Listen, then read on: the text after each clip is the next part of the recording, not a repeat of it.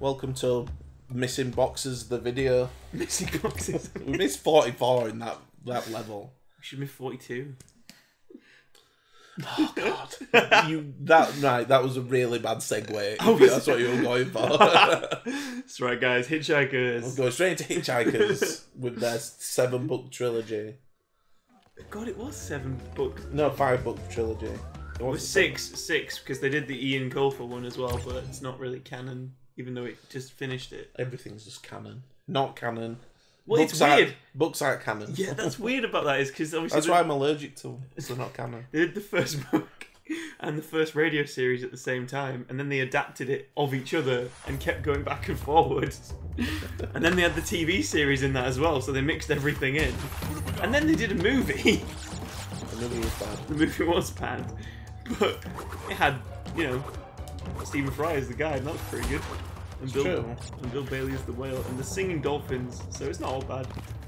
The moral of these videos, guys, is there's some good in everything. It was mostly bad, though. Yeah, it was pretty bad. I mean, I liked it, but it was pretty bad. I got to see that on, like, I won a contest, and I got to go see that on opening night, actually. Did you? Yeah. I got, like, tickets. Well, you lucky so-and-so.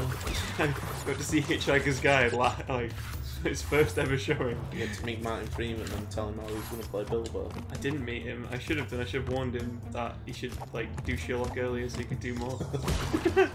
You need to meet Cumberbatch sooner, so all of the memes can begin. You just needed to tell him that he gets to star in a film that adapts a like a 10-page book, 100-page book into 3 films, 3-hour movies. Totally doesn't expect Peter Jackson, who wanted to do. Everyone else asked about why did the stretch out is always because it's like, oh well, just depicting the actual fight scene. Well, he wanted to do The Hobbit first, didn't he? That was the thing, but he couldn't. They wouldn't give him the money for it. They didn't think it was. So they gave him the money to do Lord of the Rings, which seems more expensive. Kind of. He went away and was like, "Well, if you're not gonna let me do that, I'll pitch this because you know I can do this. It'll be even better." And they were like, "Well, you know, at least people have heard of this." And he was like, "People have heard of The Hobbit, you cretin." That's my Peter Jackson impression. He sounds like a gremlin. They've heard of The Hobbit, you cretin. You illiterate cretin. You've never written or read a book. Are you allergic? Nothing else canon. And so he basically was like, he was surprised, like, because they managed to get quite a lot of money out of it. Although if you want to, yes, they did get quite a lot of money out of Lord of the Rings. So they were like, yeah, go on, you can do The Hobbit. And he originally had given it to his friend Guillermo del Toro to do it, but then there was issues and stuff happened, like life, and he couldn't. So instead, Peter Jackson was like, well, I guess I'll just come in and sort it. And he turned it from 2 movies into 3 movies because he thought it would make more sense. Which, you know, it kind of just had to pad it out. Although now we have, you know, female elves, which we didn't have really in the other franchise. It was like, there's no, like, different characters. So they were all white guys, pretty much, in Lord of the Rings. I'm not gonna, like, it's of the time. Tolkien was, you know, he wrote in the 20s. Yeah, so, but it's, you know, would it have killed him to have some female characters? Wasn't Hobbit the film that broke Ian McKellen? Yeah, pretty much. Well, it was the film that made him break down on set because it was just so much green screen in it. Yeah, he just couldn't deal with it. He's theatrically trained though, isn't he? Yeah, no, he's used to acting with actual people. Yeah. Whereas in that film, it's like you've got to act with no one enjoying. Well, he got to act against Sylvester McCoy for a little bit, and Sylvester McCoy said it was one of his happiest memories. I don't think it was the same for Ian McKellen. And also looking back, The Hobbit has an older Gandalf in it. Yeah, that's odd, isn't it? You think about it, it's a bit odd. Well, because they took stuff from the Silmarillion as well to be like, oh yeah, all of these times when Gandalf just disappears in The Hobbit, this is what he was actually doing. Smoking weed. Smoking hobbit pipes. I don't know what it actually Pretty much, is. it's hobbit weed. It's called pipe weed. That's literally what it's called. No, they don't hide it. It was the 20s. Just literally massive stoners. That's what Tolkien was actually like a devout Christian and stuff, though. He was like in the war, and he was really evangelical, and yet he wrote about drugs quite a bit. So evil. I'm evil. His I'm main evil. characters smoked them, and they seemed fine. I'm evil. But yeah, older Gandalf. Also, yeah, that's the thing. Sylvester McCoy's not doing the Doctor Who anymore, is he? I mean, okay, from the TV show, that's like an 80s spoiler, guys. He's not going to be the Doctor anymore. Oh no, who will replace him? I hope there's not a 14-year hiatus. Had to call it hiatus because they couldn't get rid of the rights. Couldn't get rid of them. Well, no, they wanted to sell them to this production company, and the production company who made Doctor Who at the time went to buy them, and they're like, oh, we'll make it, we'll just sell it to another channel. But the BBC like co-owned it, and it was a whole thing, so they couldn't sort it. And so that's why there was no Doctor Who for a while. That and, you know, ratings. Well, it was kind of going downhill by that point. He was one of the best But Doctors. they made a movie. He was very American, apparently, according to... Yeah, Paul McGann didn't get a decent shout. Like, he was pretty good as a Doctor. He was pretty falls off cliff good. He was fine. He only got 2 episodes, really, and you think about it, because he got the 50th, which is where he... Basically, he's there. They brought him back to explain a plot hole, because they couldn't get Christopher Eccleston back, because of reasons. Well, he had a falling out with the writers, didn't he? He did, and he wanted That's why he only did 1 season. Yeah, he wanted a director that he knew from season 1 to come back and direct the 50th, and obviously didn't want to bring him back because he hasn't worked for the BBC in like, what, 6 years or something silly. And obviously Christopher Eccleston wanted someone he trusted to be on a project where he was coming in with so many new things and like so much lore he was going to have to deal with. So like it makes sense from both kind of standpoints, but on the other hand, could have been done better. Come on, stupid bats! It's what Joker says every night. But yeah, the Doctor Who thing, like... what are your feelings on the new Doctor? Well, the female Doctor, Yeah. I think it was going to happen, and I'm glad they picked who they picked, because she was great in Broadchurch, and she's great in that other thing where she plays the Doctor, Trust Me. She was good in that, you know, that other thing she did that one It's time. called Trust Me, I think. I don't know. Anyway, If point is, anyone's gonna know trivia, it's you. yeah, she's good. But it's an odd thing, because obviously it's been a male character for so long, but it's written into the show, like, change happens, and I think if it can happen, it should happen. Like, Yeah, but what you don't want, if they are gonna do a female character, is that don't you want to do it badly. Yeah. Yeah, you don't want the whole, oh, I was a man, I'm a female now, let's do all the... Transgender issues. No, all the, like, generic jokes with it, like... Oh, you mean like, yeah, but you want to handle These it weren't maturely. here before, or... Now I have I have Dalekanium breasts. bulbs. Yeah. I know what you mean. I've got all these You gotta extra hope places to hide things and all that Oh, sort God. of stuff. the Sonic Screwdriver has a new setting.